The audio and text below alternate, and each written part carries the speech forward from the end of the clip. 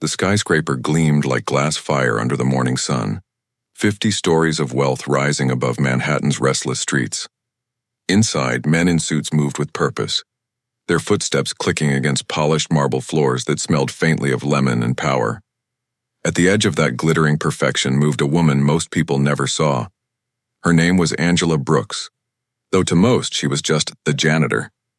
Her uniform was gray and worn at the elbows, her hands dry from bleach, her sneakers squeaking softly with each pass of the mop. She worked quietly, humming gospel under her breath as she cleaned the same floors that men earning millions walked over. It wasn't the work that tired her, it was the invisibility. Angela had worked at Whitmore Holdings for 6 months, ever since her husband's accident forced her to take double shifts. The job was hard, but it paid enough to keep her mother's medicine coming and her little brother in school. Every day was the same. 6 a.m. to 3 p.m., no breaks, no complaints. She'd learned early that people respected silence more than effort in places like this, until the morning she spoke. It started small, a misunderstanding. A spilled coffee in the executive corridor. She was scrubbing the stain out when a man in a crisp blue suit stopped near her. His name tag read Mr. Carlton, floor manager. "Didn't I tell you to handle this before 8? He barked. Angela looked up, startled. "Sir, I just got here at 6. It must have happened after. I'm not interested in excuses." His tone sliced like glass. "You people never take responsibility." Her heart stung at the phrase "you people," but she said nothing. She simply lowered her gaze and wiped harder, the mop sliding in wide. Nervous strokes. Carlton sneered and walked off, muttering something about standards. Angela stayed still until the elevator dinged closed. Then she sighed, whispering under her breath, "Lord, give me patience today." What she didn't know was that the exchange hadn't gone unnoticed. From his corner office, Jonathan Pierce, the billionaire CEO of Whitmore Holdings, had watched through the glass walls. He wasn't a cruel man, at least he didn't think so, but he was a man used to distance. Distance from emotion, from chaos, from anything that reminded him of the life he'd left behind before the empire. Still, something about the janitor's quiet dignity stayed with him. At noon, the tension returned. Carlton came storming into the lobby, red-faced. "Who mopped the executive hall?" he barked. Angela froze mid-wipe. "I did, sir. Why?" "You ruined a client's shoes. Wet floors without signs. Are you insane?" "I put up a sign," she said softly, pointing. But the yellow caution cone was gone. Carlton smirked. "I don't see one." Before she could speak, he raised his voice. "Pack your things. You're done here." Angela blinked, stunned. "Sir, please. I need this job." "Then you should have done it right." Tears welled, but she swallowed them down. "I didn't." "You're fired, Angela. Security will escort you out." The words hit like a physical blow. She stood frozen, mop dripping onto marble that sparkled with indifference. Around her, people passed. Secretaries, interns, executives, all pretending not to hear. "Please," she whispered again. "Just let me explain." But Carlton was already walking away. Security appeared moments later. 2 guards, polite but firm. "Ma'am, we have to ask you to leave." Angela nodded numbly. "Can I just grab my things?" They let her go to the small janitor's closet by the freight elevator. She took her coat, her cleaning gloves, and her old phone with a cracked screen. Then she sank onto the stool, trembling.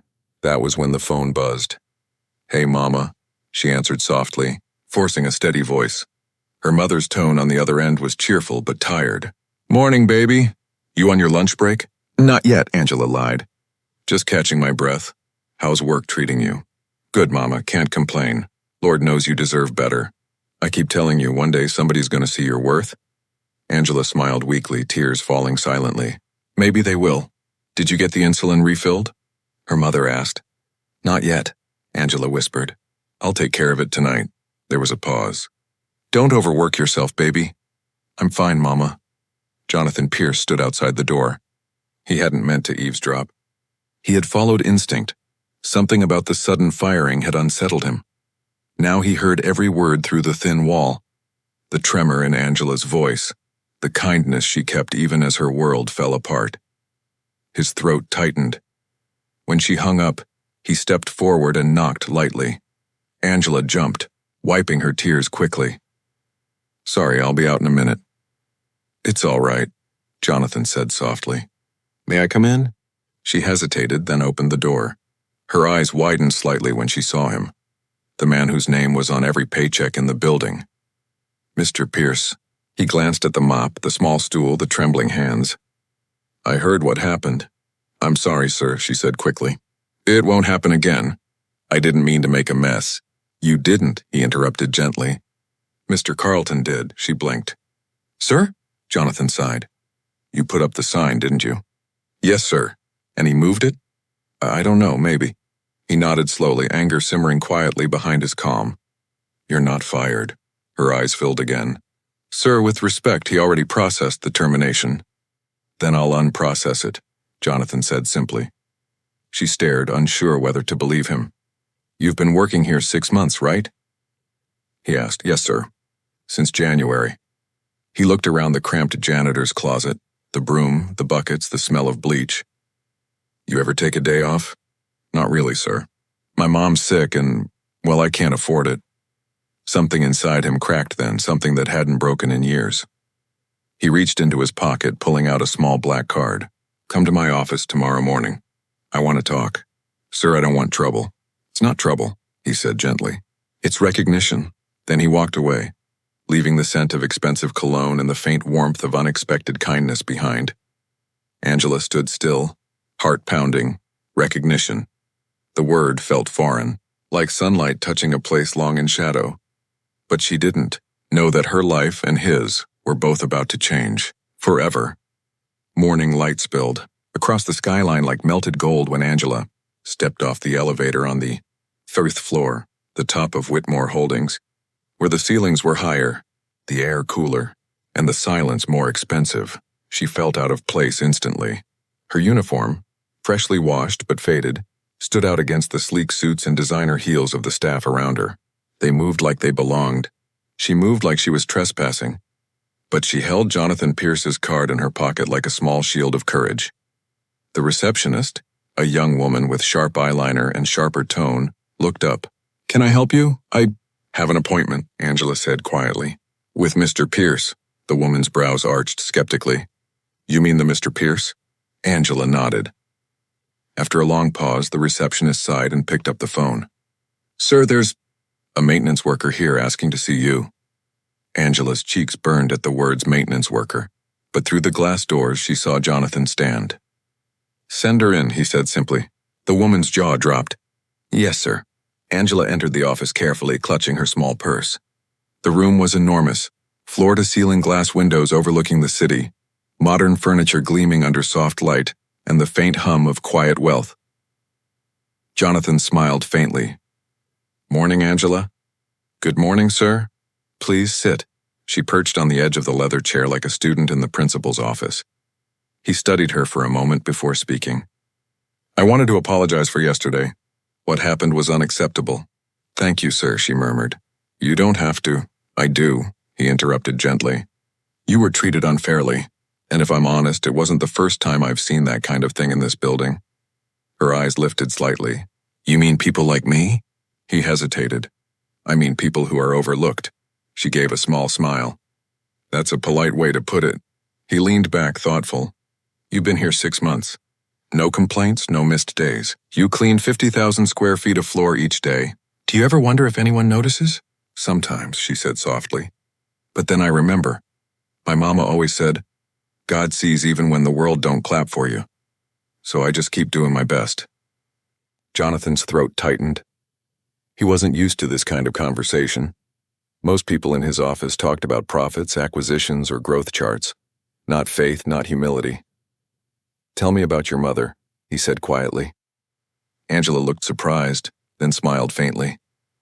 She's my heart. She raised me and my little brother alone. Used to work 2 jobs herself till her health went bad. Diabetes mostly. I take care of her now. He nodded slowly. That's a heavy load. Some days it is, she admitted. But you carry what you have to. That's what love means.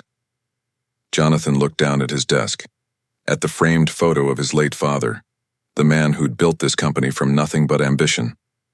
Love had never been part of the blueprint. He looked back at Angela. You know, I built this empire thinking success would make me feel secure. But it just made the walls higher. She tilted her head. Maybe you forgot what was supposed to live inside those walls." Her words hit harder than she could have known. Jonathan smiled faintly, then said, "Yesterday, when I heard your call with your mother. You didn't know anyone was listening. You were gentle, patient even when you were hurting." Angela's cheeks flushed. "You heard that?" "I did," he said softly. "And it reminded me of something I'd lost. My mother used to talk like that before she passed. She'd tell me, 'John, kindness isn't weakness, it's wealth.' I didn't understand until yesterday. For a long moment, the office was quiet except for the soft hum of the city below." Angela shifted nervously. "Sir, I don't know what to say." "You don't have to say anything," he said. "Just know that you matter here." He opened a drawer and pulled out a folder. "I want to make things right. Effective immediately, your employment is reinstated. But not as a janitor," she froze. "Sir, I'm promoting you to facilities coordinator. Better pay, better hours, benefits for your mother's medication. You'll oversee cleaning operations for 3 floors. Her mouth fell open. "Mr. Pierce, that's too much," he shook his head. "It's exactly enough. You've earned it." Tears filled her eyes and she quickly wiped them away. "Thank you. I don't know how to repay you." "Just keep being who you are," he said gently. "That's repayment enough." In the weeks that followed, the office began to change in quiet ways. Angela's presence carried warmth that even the cold marble seemed to absorb. She greeted everyone by name: guards, secretaries, accountants. She brought her own lunches but shared them freely. Soon the janitors started humming gospel too. And for the first time in years, Jonathan found himself walking the halls without feeling untouchable. He started talking to employees again, asking about their families, their lives. He hosted a company luncheon and invited every worker, from the CFO to the cleaning crew. When Angela walked into that luncheon wearing a simple blue dress and shy smile, the room fell silent for a moment. Jonathan raised his glass. "To those who remind us what real work looks like," he said, eyes finding hers. "And what grace sounds like." Applause filled the hall. Angela smiled, a quiet tear slipping down her cheek. But not everyone was happy about the change. Carlton, the floor manager who'd fired her, watched from the back with clenched teeth. The sight of the janitor he'd humiliated now being praised by the CEO gnawed at him. After the event, he cornered Jonathan in the hallway. "Sir, I don't mean to overstep, but you're setting a dangerous precedent. Promoting staff outside of protocol undermines our hierarchy." Jonathan turned calm but firm. "Our hierarchy was the problem, Carlton, not the policy." "With all due respect, sir, people like her." Jonathan's tone sharpened. "Finish that sentence and you'll join the list of people looking for new jobs." Carlton swallowed hard and said nothing more. Jonathan's voice softened. "Angela's the kind of person this company should be built around, not above." He walked away, leaving Carlton staring after him, realizing for the first time that power didn't always mean strength. That evening, as the building emptied, Angela stood by the glass windows of the top floor. Looking down at the city lights, Jonathan joined her quietly. "You ever think about what it looks like from up here?" he asked. "Like the stars fell and got stuck to the ground," she said softly. He smiled. "You see beauty where I see profit margins." "That's the difference between living and surviving," she replied gently.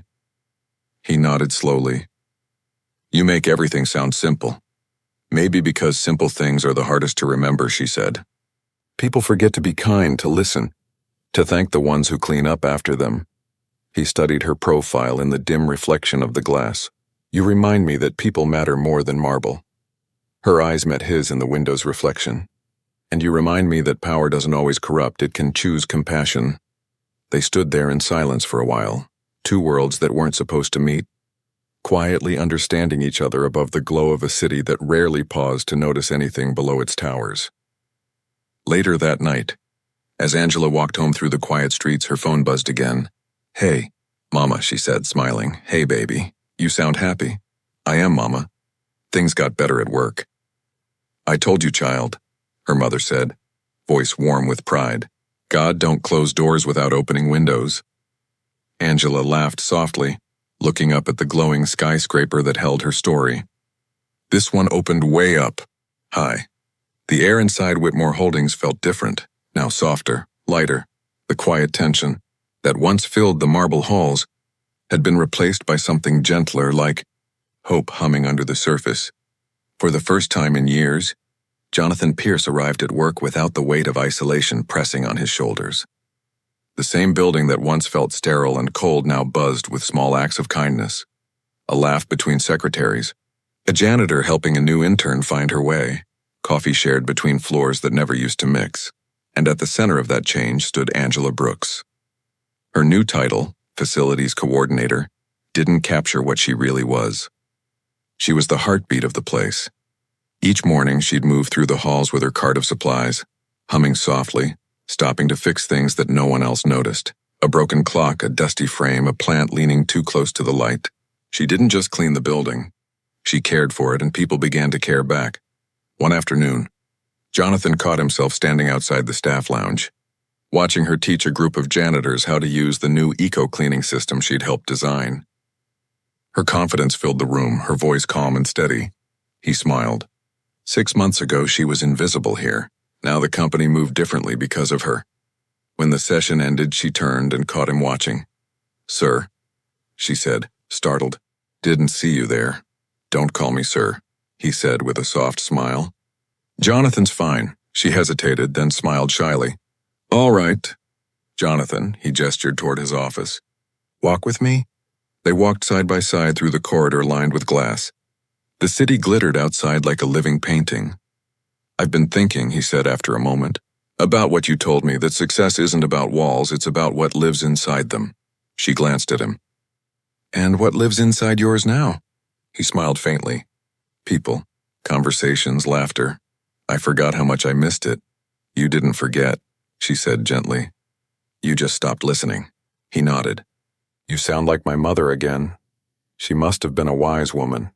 "She was," he said, his voice softening. "She used to run a small diner, fed half the neighborhood on credit when they couldn't pay, said kindness was just another form of currency." Angela smiled. "Then she'd get along with my mama." He looked curious. "How is she, by the way?" Angela's eyes dimmed slightly. "Not too good lately. The insulin helps, but the doctor says she needs better care soon." Jonathan paused, thoughtful. "Where does she live?" "In Newark. I visit her every weekend." He nodded slowly. "Maybe I can help." "You've already helped enough," she said quickly. "I couldn't accept more." "It's not charity," he said. "It's gratitude," she smiled gently. "Then pray for her. That's the help that never runs out." That night, Jonathan couldn't sleep. He kept thinking about Angela's mother, about all the unseen mothers holding the world together while their children worked to survive it. The next morning, he made a call to the company's healthcare division. "Add the Brooks family to our employee wellness program," he said firmly. "Full coverage, no deductions." The HR director hesitated. "Sir, that's not standard policy." "It is now." He hung up before they could argue. Later that afternoon, Angela was reviewing supply reports when she received an email marked confidential. Her hands trembled as she read it. "Ms. Brooks, per executive directive, your family has been approved for full medical coverage under the company's care plan, effective immediately." She blinked back tears, her chest tight. She looked up to see Jonathan standing in the doorway. "You didn't have to do this," she whispered. "I know," he said, "but I wanted to." "Why?" He smiled faintly. "Because you reminded me what this company and I should stand for." For a moment, neither spoke. Then she said softly, "You've got a good heart, Jonathan. You just needed to find it again." 2 weeks later, Angela's mother insisted on visiting the office to thank him herself. "Baby, I can't let that man do all this and not look him in the eye," she said, adjusting her Sunday hat. "Mama, it's a corporate building," Angela protested, laughing. "People wear suits, not Sunday hats," her mother winked. "Then they can learn a little style." When they arrived, even the security guards smiled as they passed. The older woman's presence filled the place with warmth, the kind that made everyone stand taller. Jonathan met them in the lobby, wearing his usual gray suit but a noticeably softer expression. "Mrs. Brooks," he said respectfully, shaking her hand. "Mr. Pierce," she said with a grin. "You're taller than my daughter described." He chuckled. "She didn't warn me about your energy." "Energy's all I've got left, son," she said, smiling wide. "But you've given me back time, and that's something I can't repay." "You don't need to," he said. "Your daughter already did." Mrs. Brooks studied him for a long moment, then nodded approvingly. You've got a good soul hiding under all that business armor. Keep letting it breathe, he smiled. I'm trying. Angela watched, pride and emotion mixing in her chest. It was surreal, seeing her world and his collide so gracefully. Before they left, her mother took his hand again. Son, don't stop doing good just because it costs you comfort. Comfort never changed the world. He nodded slowly, the words echoing deep. Weeks turned into months. Whitmore Holdings was no longer just a company. It was a family. Jonathan launched a new employee initiative called Project Grace, designed to support low-income workers with health care, education, and housing assistance. When reporters asked what inspired it, he simply said, "A woman who cleaned our floors taught me what real wealth is." Angela avoided the spotlight, though everyone knew the truth.